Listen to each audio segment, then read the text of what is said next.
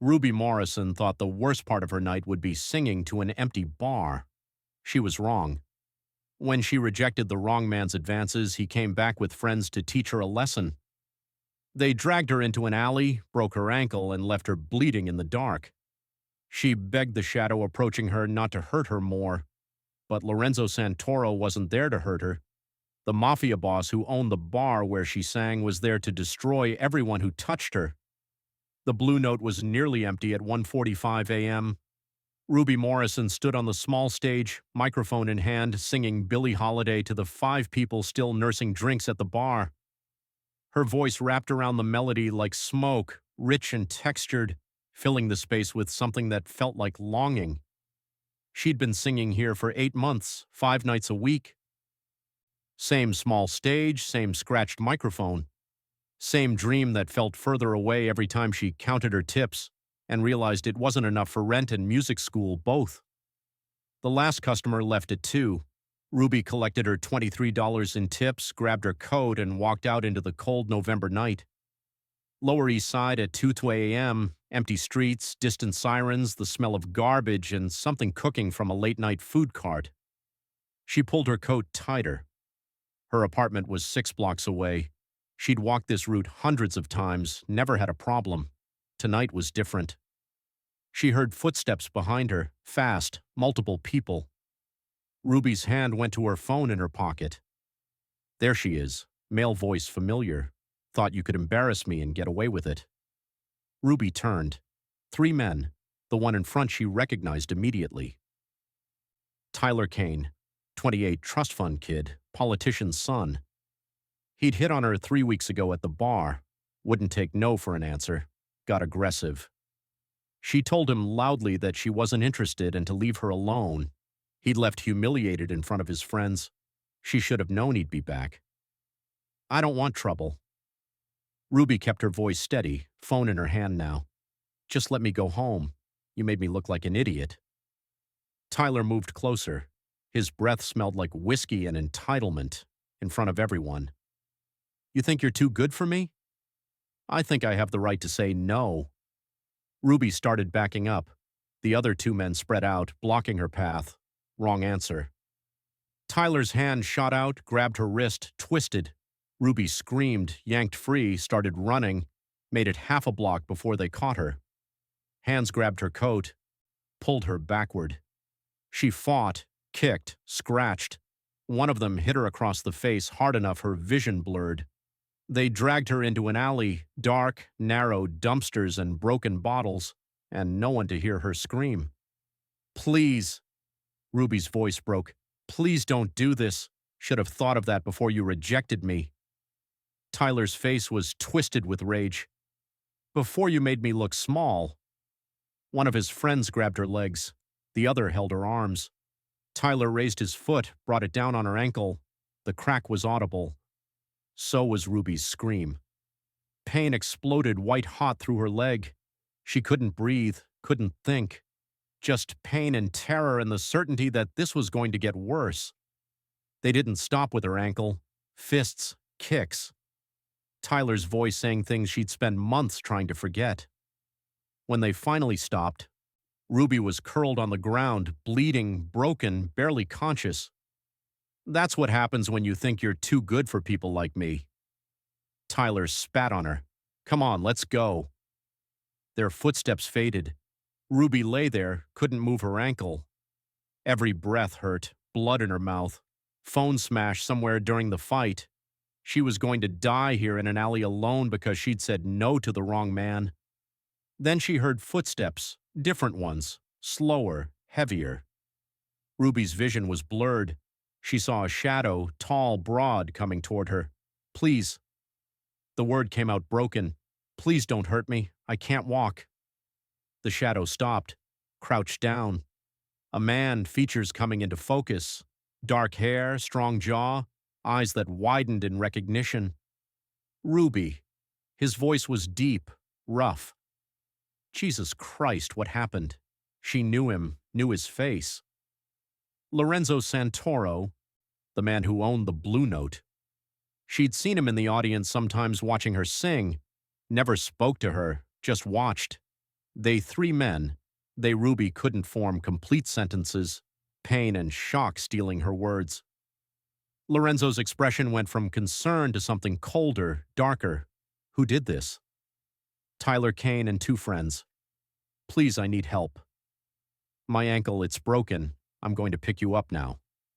Lorenzo's voice was gentler. It's going to hurt. I'm sorry. He slid one arm under her knees, the other behind her back. Ruby screamed when he moved her broken ankle. The sound echoed off the alley walls. Then she was against his chest being carried. She should have been scared, should have questioned why he was here. But all she felt was relief. Someone had found her. Someone was helping. Lorenzo Santoro was 6'3" of controlled power. Ruby had noticed that from the stage, the way people moved aside when he entered a room, the expensive suits, the way he carried himself like someone used to being obeyed. She'd thought he was handsome in a dangerous way. Dark hair that was starting to silver at the temples, sharp features, eyes that were too intense when they watched her sing. Now those eyes were focused on her face, jaw tight with what looked like barely contained rage. I've got you. He was walking fast, carrying her like she weighed nothing. There's a hospital 3 blocks from here, Private. The doctor there owes me favors. He'll take care of you. I can't afford, Ruby started, not asking you to pay. Lorenzo's tone left no room for argument. This is on me. Why? The question came out small, confused. Because you sing at my bar. Lorenzo looked down at her. Something fierce in his expression. And no one touches my people. No one. Ruby's vision was starting to fade, shock and pain pulling her under. The last thing she remembered was Lorenzo's voice, low and dangerous and promising violence. I'm going to find them, Ruby, all 3 of them, and they're going to wish they'd never touched you. Then darkness.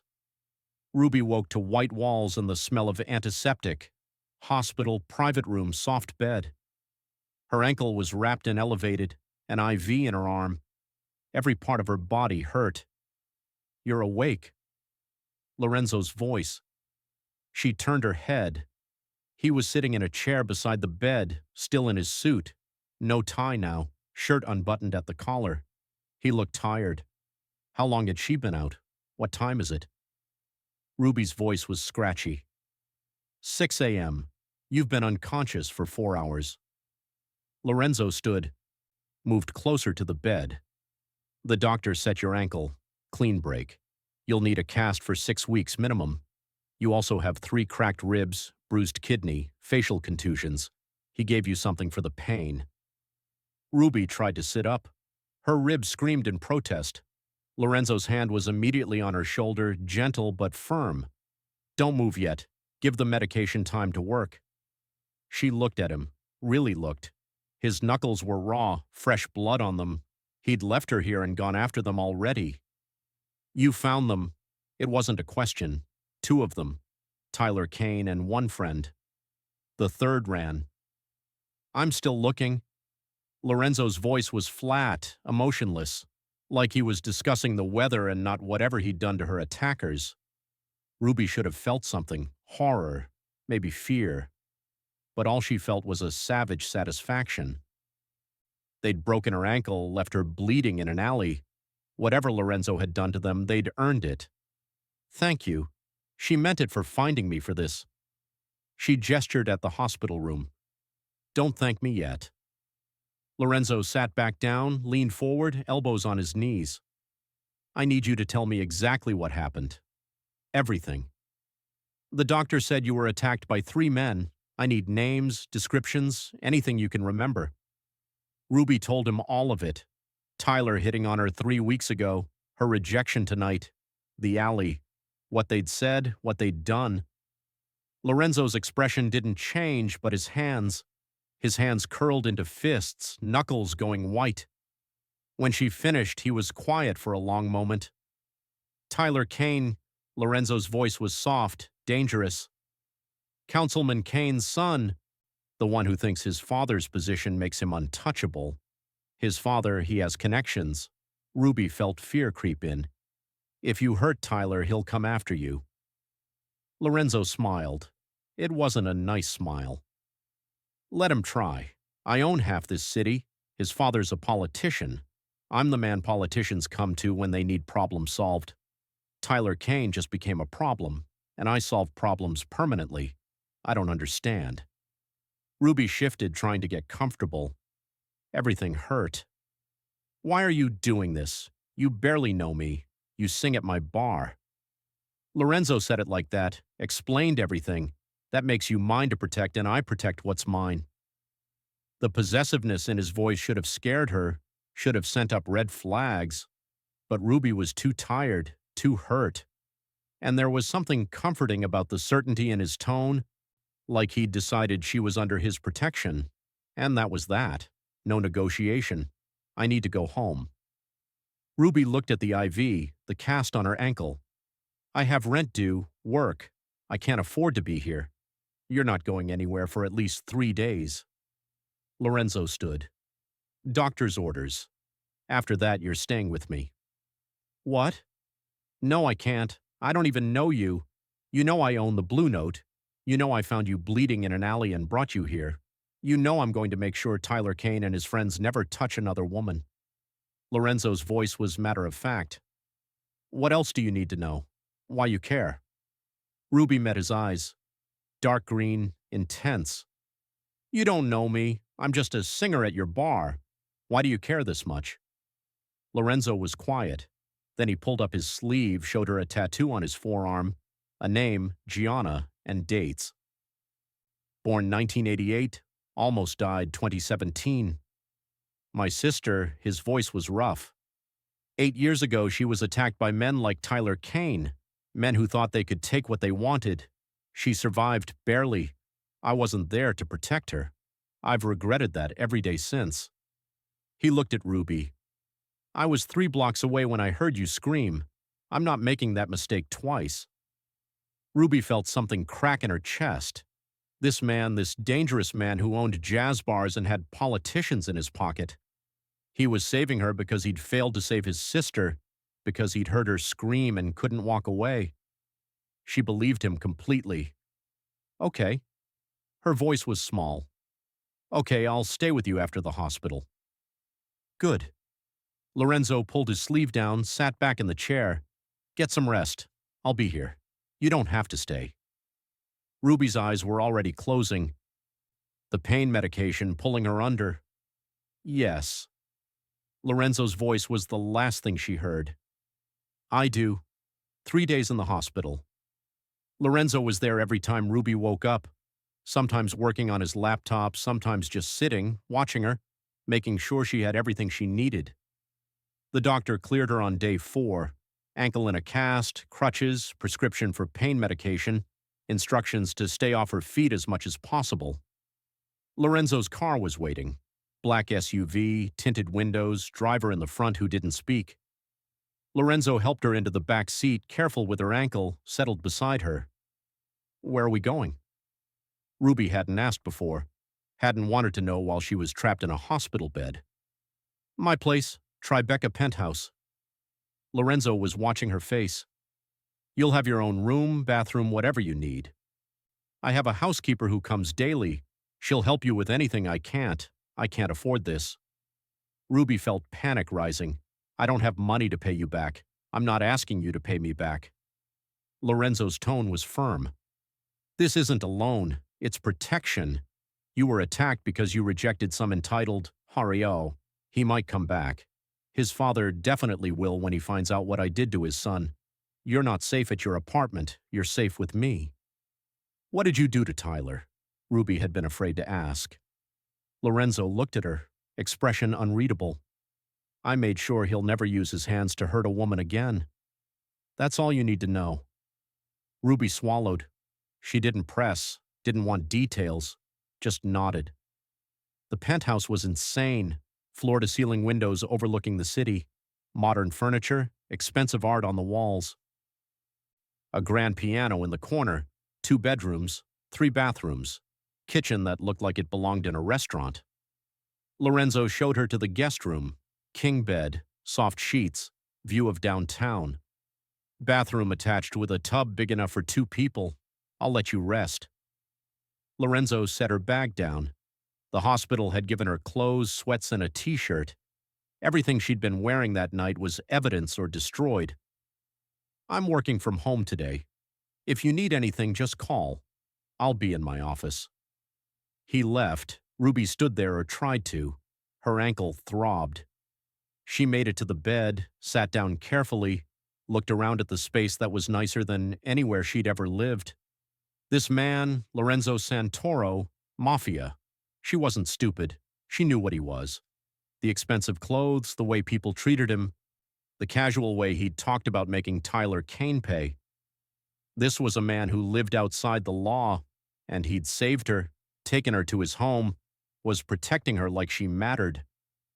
Ruby didn't understand it, but she was too tired to question it, too hurt to do anything but accept the help being offered.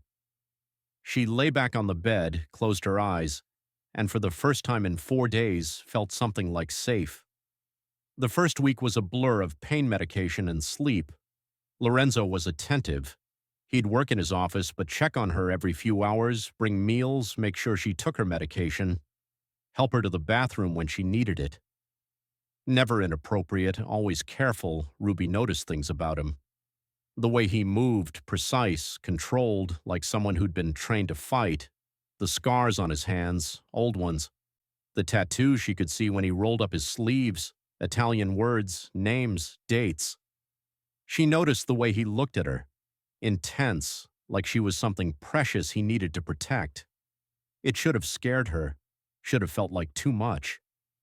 But after what she'd been through, having someone care that intensely felt like a lifeline.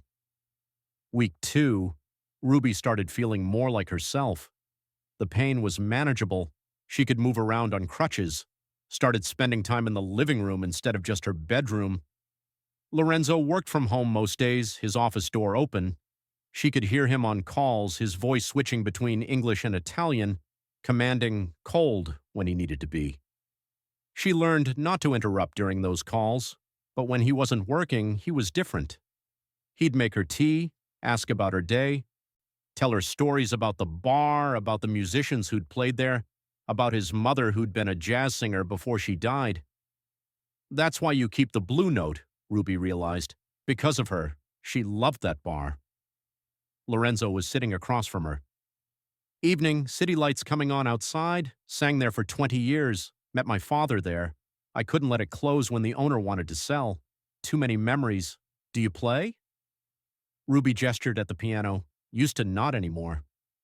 Lorenzo's expression shuddered. Not since she died. I'm sorry. Ruby meant it. Losing a parent. I can't imagine. Your parents? Lorenzo asked. Dad left when I was 10. Mom died when I was 22. Cancer. Ruby looked out at the city. It was just us for a long time. When she died, I was alone. Completely alone. Not anymore. Lorenzo said it quietly, firmly. You're not alone now. Ruby looked at him. This man who'd appeared in an alley when she'd needed someone most, who'd brought her to his home, who looked at her like she mattered. Why me? She had to ask again, needed to understand. Really, why do you care so much? Lorenzo was quiet for a long moment. Then he leaned forward, elbows on his knees. I heard you sing 2 months before the attack. You were singing Ella Fitzgerald, Someone to Watch Over Me, and something in your voice. It reminded me of my mother, the way she used to sound, like there was longing and hope mixed together. I've been coming to the bar to hear you ever since. Ruby's breath caught. You've been listening to me for 2 months. Yes. No shame in his voice, just honesty. I know it sounds obsessive maybe, but your voice, it does something to me. Makes me remember what it felt like to believe in something good. And when I found you in that alley, when I saw what they'd done to you, his hands curled into fists, I knew I'd do whatever it took to keep you safe, to make sure you could sing again. Ruby should have been scared, should have seen red flags, a man who'd been watching her, who decided she was his to protect, but all she felt was seen. For the first time in years, someone saw her, really saw her and cared. I want to sing again. Her voice was small. I'm scared I won't be able to what happened, that it broke something in me. It didn't. Lorenzo's voice was absolute. You're strong, Ruby. Stronger than you think. You'll sing again. And when you do, I'll be there front row like always. Something shifted between them in that moment. Understanding.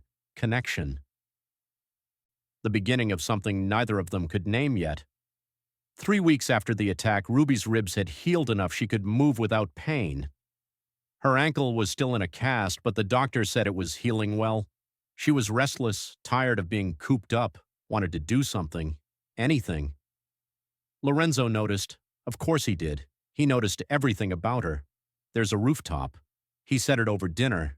He'd had food delivered, Italian. Real Italian from a restaurant in Little Italy, private, just for this building. Good view. We could go up there if you want, get some air.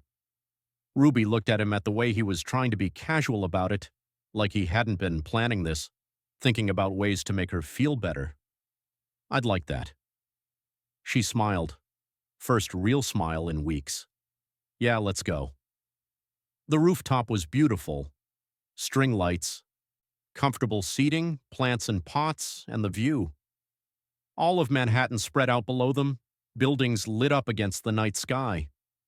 Lorenzo had brought a blanket, helped her get comfortable on one of the couches, sat beside her. Close but not too close, careful not to crowd her. Thank you, Ruby said it quietly, for all of this, for everything. You don't have to thank me.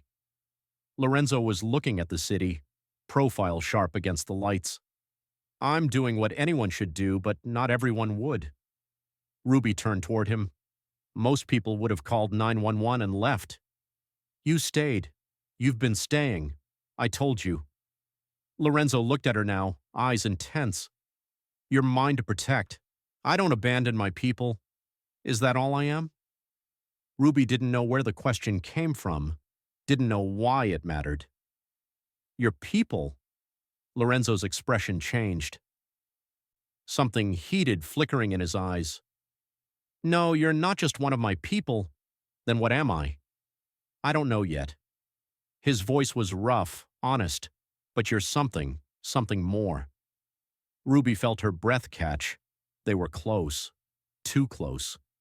She could see the silver in his hair, the scar through his eyebrow, the way his eyes had gone dark with something that looked like want. Lorenzo. She didn't know what she was asking for. Tell me to stop.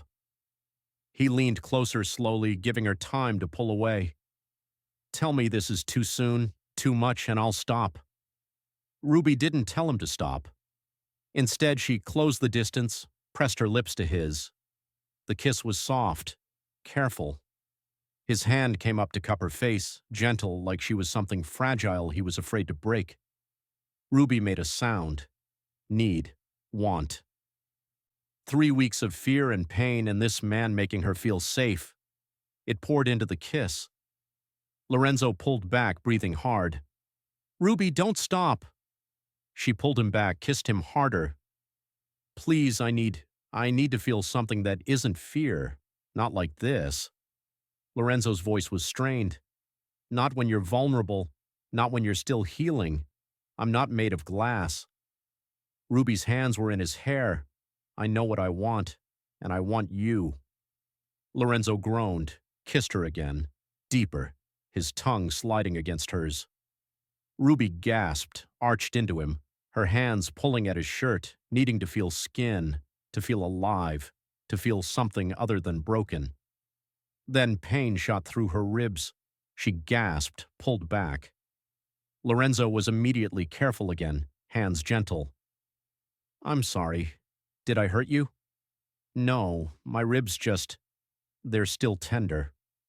Ruby was breathing hard, frustrated. I hate this. I hate feeling fragile. You're not fragile.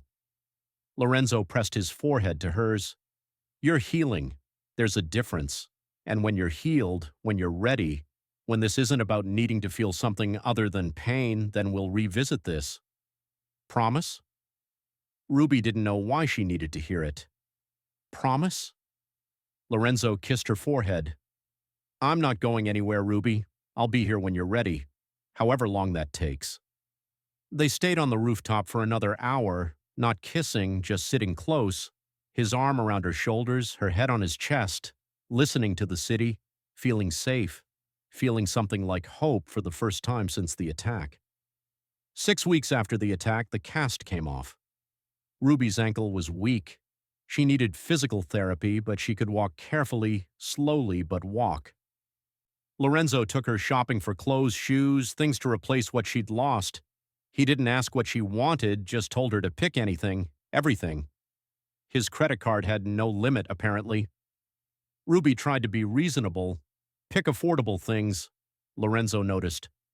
Stop doing that. He said it while she was debating between two dresses. Stop trying to pick the cheapest option. Get what you actually want. I can't afford to pay you back for expensive things. Ruby set down the dress she'd been looking at, the one that cost $300. Then it's good I'm not asking you to pay me back. Lorenzo picked up the expensive dress, handed it to her. Get this one. It'll look beautiful on you. Lorenzo, Ruby. He mimicked her tone.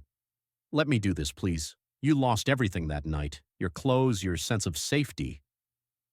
The least I can do is replace your wardrobe.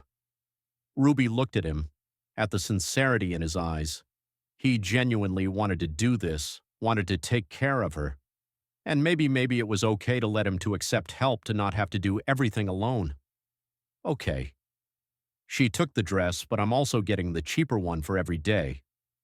Lorenzo smiled. Deal. They had lunch after at a small Italian restaurant. Lorenzo knew the owner. Everyone knew Lorenzo. Ruby was starting to understand what that meant. The way people treated him, respectful, a little afraid. He was someone important, someone powerful, and he'd chosen to use that power to protect her. When can I sing again? Ruby asked over pasta. My ankle's healed enough. I need to work. Need to do something. Whenever you're ready. Lorenzo was watching her. Your position at the Blue Note is waiting. I told them you're on medical leave, paid. You haven't lost anything. You didn't have to do that. Ruby felt overwhelmed again. I don't even. You've done so much. I'll keep doing it. Lorenzo reached across the table, took her hand. As long as you let me. As long as you're here. Why does it feel like you mean more than just physically here? Ruby looked at their hands, his scarred knuckles against her smaller hand. Because I do mean more than that. Lorenzo's thumb brushed across her knuckles. I want you here, Ruby. In my home, in my life, for as long as you'll stay. I don't understand what we are. Ruby met his eyes. What this is. I don't either, Lorenzo admitted. But I know I haven't felt this way about anyone ever. I know I'd burn down the city if someone tried to hurt you again. I know. I want to wake up and know you're safe, that you're mine. Does it need to be more complicated than that? Ruby thought about it, about this man who'd saved her, who'd made her attackers pay, who looked at her like she was something precious, who wanted her safe and happy in his. No. She squeezed his hand. It doesn't need to be more complicated. Good. Lorenzo smiled. That rare, genuine smile that transformed his whole face. Then let's keep it simple. You're mine. I'm yours. We figure out the rest as we go. I'm yours. Ruby tested the words. They felt right. Yeah, I think I am. 8 weeks after the attack, Ruby returned to the Blue Note, first night back. She was nervous, terrified actually. What if she couldn't sing? What if the fear had stolen her voice? Lorenzo was there, front row, like he'd promised he'd close the bar to everyone but his people. Gave her a safe space to try to see if she could still do this. Ruby stood on the stage, hands shaking, ankles still a little weak. But when the music started, when she opened her mouth, the voice was still there. Stronger than before, maybe. Like surviving had given it new depth. She sang it at James at last, and she sang it to Lorenzo, to the man sitting in the front row who'd saved her, who'd made her feel safe again, who'd given her time to heal. When the song ended, there was silence, then applause. Lorenzo stood, walked to the stage, pulled her into his arms right there in front of everyone. "You're extraordinary." He said it against her hair. "Do you know that? You're the strongest person I've ever met." Ruby buried her face in his chest, let herself cry. Relief, joy, the knowledge that she'd survived, that she could still sing, that she wasn't broken. "Thank you." She said it over and over. "Thank you for giving me this, for believing I could do it. Always." Lorenzo pulled back, looked at her face. "I'll always believe in you." They went back to his place after the penthouse that had become home over the past 2 months. Ruby was still living there, still in the guest room, but the lines were blurring. She'd eat breakfast with him, watch movies curled up on his couch, fall asleep during late-night conversations, and wake up with his jacket draped over her like a blanket. Tonight felt different, charged. Ruby could feel it in the air between them. "I should let you rest." Lorenzo said it, but he wasn't moving toward his room. He was standing close, too close, looking at her like he was holding himself back. "What if I don't want to rest?" Ruby stepped closer, hands on his chest. She could feel his heart beating fast. "What if I want something else?" Ruby warning in his voice. "You just performed for the first time. You're probably exhausted." "I'm not exhausted." She looked up at him. "I'm alive. For the first time in 2 months, I feel alive. And I want to feel more than alive.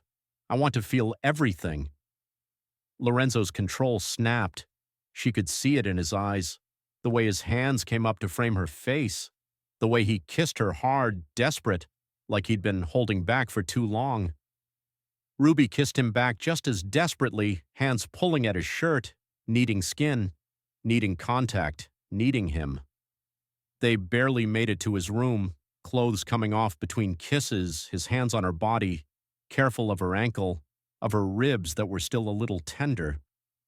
But everywhere else he touched like he was memorizing her. "Are you sure?" He asked it when they were on his bed, her underneath him, both of them breathing hard. "We can stop. We can wait. I'm sure." Ruby pulled him down. "I want this. Want you. Please, Lorenzo." He made love to her slowly, carefully, taking his time, making sure she felt everything, pleasure and safety and connection. His hands gentle even when she begged for more. His voice in her ear telling her she was beautiful, strong his. After they lay tangled together, her head on his chest, his fingers trailing patterns on her back. Both of them quiet, processing what had just shifted between them. "I love you," Lorenzo said it quietly. "I know it's too soon. I know we've only known each other 2 months, but I love you. I think I've loved you since I found you in that alley. Since you begged me not to hurt you, and I realized I'd do anything to keep you safe."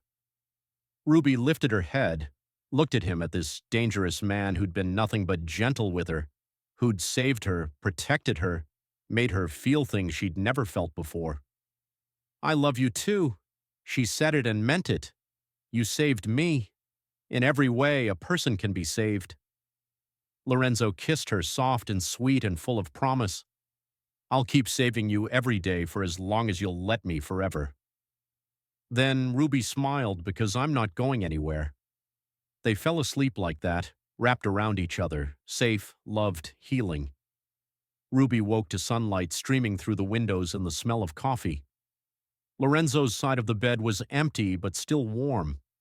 She stretched carefully. Her body felt different, claimed, loved. There were marks on her skin from his mouth, evidence of the night they'd shared. She found one of his shirts, put it on. It felt a mid-thigh, smelled like him. Cologne and something distinctly masculine. She padded barefoot to the kitchen. Lorenzo was there making breakfast, shirtless, gray sweatpants low on his hips. His back was to her. She could see the tattoos, the scars, the evidence of a violent life. But his hands were gentle as he flipped pancakes. Morning. Ruby leaned against the doorframe watching him. He turned, eyes traveling over her, taking in his shirt on her body, her bare legs, messy hair. Something heated flickered in his expression. Morning. His voice was rough. How do you feel? Good. Ruby moved closer. Really good, actually. Lorenzo set down the spatula, pulled her against him, hands sliding under the shirt to rest on her bare hips. No regrets? None. Ruby looked up at him. You? My only regret is that I waited so long. He kissed her slow and deep, tasting like coffee. I love you in my shirt. I love being in your shirt. Ruby smiled against his mouth. In your bed, in your life. Good. Lorenzo's hands tightened on her hips because I'm never letting you go. You understand that? What happened last night? That was me claiming you completely. I know. Ruby wasn't scared, just certain. I claimed you too. You're mine, Lorenzo, just as much as I'm yours. Yeah. He rested his forehead against hers. I am completely. They ate breakfast together, his shirt still on her, him still shirtless, comfortable, domestic, like they'd been doing this for years instead of just starting. 3 months after the attack, Ruby's life looked completely different. She was still singing at the Blue Note 5 nights a week. But Lorenzo had done something. Used his connections, got her an audition at a bigger venue, a jazz club in Midtown that paid actual money, where music producers came to find new talent. She got the job, started singing there 2 nights a week, her voice getting noticed, people talking about the girl who sang like the legends, Ruby Morrison. Remember that name? She was still living with Lorenzo, had her own room technically, but she hadn't slept there in weeks, hadn't wanted to be in his bed, in his arms, waking up to his face every morning. They were together officially. He'd introduced her to his family. His sister Gianna, who'd hugged Ruby and cried, said she was glad Lorenzo had someone. His cousins who were in the business made it clear Ruby was family now, protected. Ruby met them all, learned the rules. Don't ask about business, don't repeat anything you overhear, don't leave the house without telling Lorenzo where you're going, not because he was controlling, because there were people who'd use her to get to him. She accepted it, all of it. Because loving Lorenzo meant accepting his world, the danger, the violence, the things he did that she didn't ask about.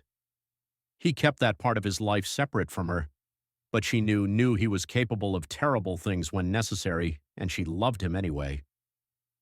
4 months after the attack, Lorenzo took her to dinner, the same Italian restaurant where they'd had lunch. The owner seated them at a private table, candles, wine, the best food on the menu. What's the occasion? Ruby asked. She was wearing the expensive dress, the one Lorenzo had insisted she buy. It fit perfectly, made her feel beautiful. Do I need an occasion to take you to dinner? Lorenzo was watching her, that intense look that still made her breath catch. No, but you look nervous. Ruby reached across the table, took his hand. What's wrong? Nothing's wrong. Lorenzo turned her hand over, looked at her palm. I'm just trying to figure out how to say something. Say what? Lorenzo looked up at her, expression serious. I want you to move in officially, not as a guest, as mine. I want your things in my closet, your voice filling my home. I want to wake up next to you every morning for the rest of my life. Ruby's breath caught. Lorenzo, I know it's fast. He was talking faster now, nervous. It was adorable. I know we've only known each other 4 months, but 4 months with you feels like more than years with anyone else. You're it for me, Ruby, the person I want to build a life with. So, move in officially. Be mine completely. I already am yours. Ruby was smiling, crying a little. I've been yours since you found me in that alley. Since you decided I was worth saving. You were always worth saving. Lorenzo stood, came around the table, pulled her to her feet, kissed her like they weren't in a restaurant with people watching. So, is that a yes? Yes. Ruby kissed him back. Yes, I'll move in. Yes, I'm yours. Yes to everything. The owner of the restaurant brought champagne on the house. Congratulations were offered. Ruby realized Lorenzo had planned this, had told people, was making a statement. This woman is mine. Treat her accordingly. She should have felt overwhelmed, should have worried about moving too fast, but all she felt was happy, safe, loved. 6 months after the attack, Ruby was performing at a venue in Manhattan. Real venue, 500 seats, sold-out show. Her first headlining performance, producers in the audience, record labels.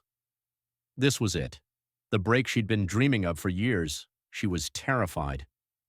Lorenzo was backstage with her, helping her get ready, his hands gentle as he fixed her hair. The expensive dress he'd bought her for this emerald green made her eyes look brighter, her skin glow. "You're going to be amazing." He said it with absolute certainty. "They're going to love you. What if I mess up?" Ruby was shaking. "What if I forget the words? What if my voice cracks? Then you'll recover and keep going." Lorenzo turned her to face him, hands on her shoulders. "You've survived worse than a performance, Ruby. You've survived things that would break most people. This is just singing, something you were born to do. I'm scared." She admitted it quietly. "I know." Lorenzo pulled her close, "But I'll be right there, front row like always, and if you need me, just look at me. I'll be there." The show was perfect. Ruby sang 10 songs, mix of jazz standards and a few originals she'd been working on. Her voice filled the venue, strong, clear, emotional. The audience was silent when she sang, hanging on every note. Lorenzo was in the front row like he'd promised, watching her with that look. Pride, love, possession, like she was his and he wanted everyone to know it. After the show, the offers came. 3 record labels wanted to sign her. Producers wanted to work with her. Her name was being talked about. Ruby Morrison, the jazz singer with the voice that could break your heart.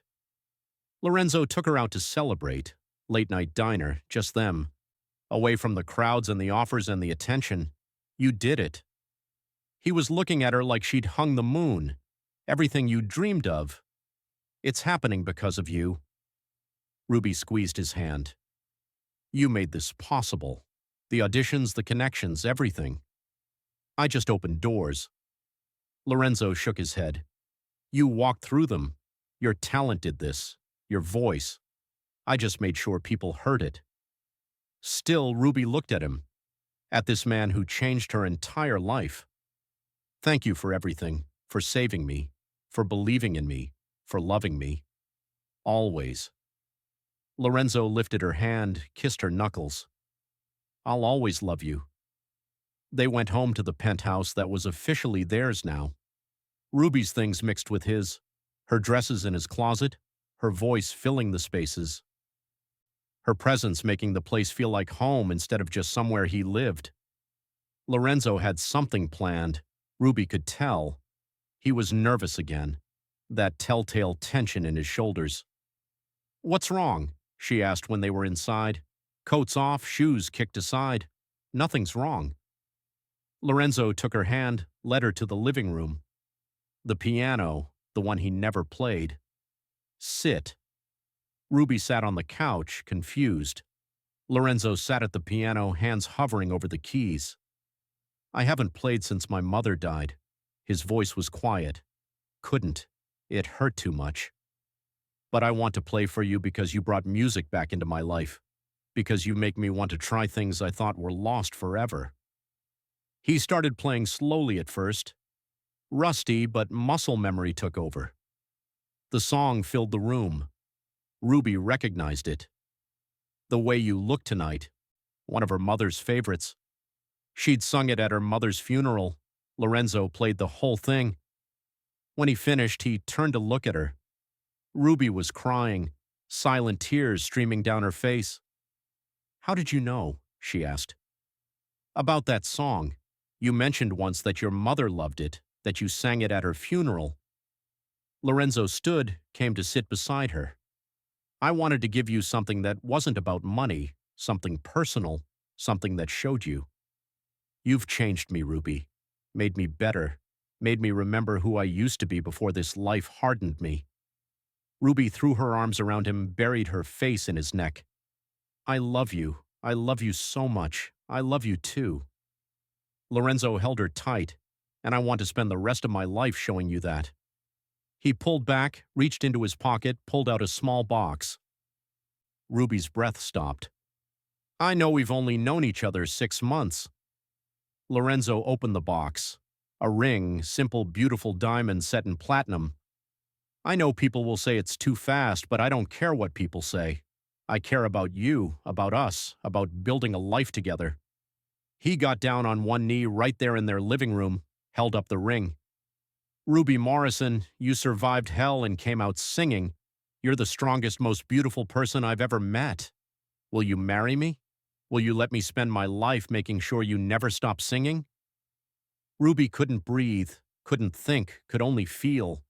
Love, joy, the certainty that this was right, this man, this life, this future. Yes.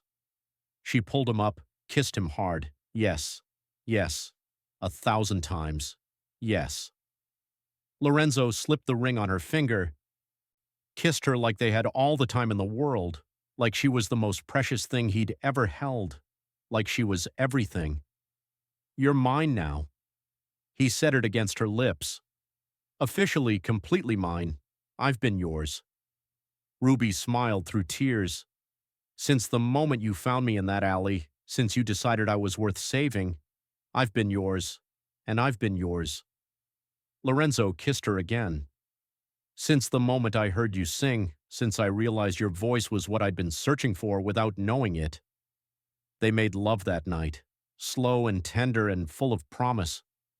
Two people who'd found each other in the darkest moment and built something beautiful from it. 18 months after the attack, Ruby Morrison married Lorenzo Santoro. Small ceremony, his family, the people from the Blue Note, the owner of the restaurant where they'd had their first real date, the doctor who'd treated her that first night. Ruby wore a white simple dress, her hair loose, carrying flowers. She walked down the aisle in the small chapel to jazz music. Lorenzo waiting at the altar, suit, no tie, looking at her like she was the only person in the world. They said their vows, promised forever, promised to protect each other, love each other, build a life together. When the priest said Lorenzo could kiss his bride, Lorenzo didn't hesitate, pulled her close, kissed her like he meant it, like she was everything, like he'd never let go. The reception was loud, Italian family. Good food, better wine, dancing, laughter. Ruby sang for their first dance. No music, just her voice, singing the way you look tonight. While Lorenzo held her close and swayed. I love you. He said it against her hair. My wife, my Ruby, I love you more than anything. I love you too. Ruby looked up at him, at her husband, the man who'd saved her. My Lorenzo, my protector, my love. 2 years after the attack, Ruby Morrison Santoro stood on the stage of Carnegie Hall, sold-out show. Her first album had gone platinum.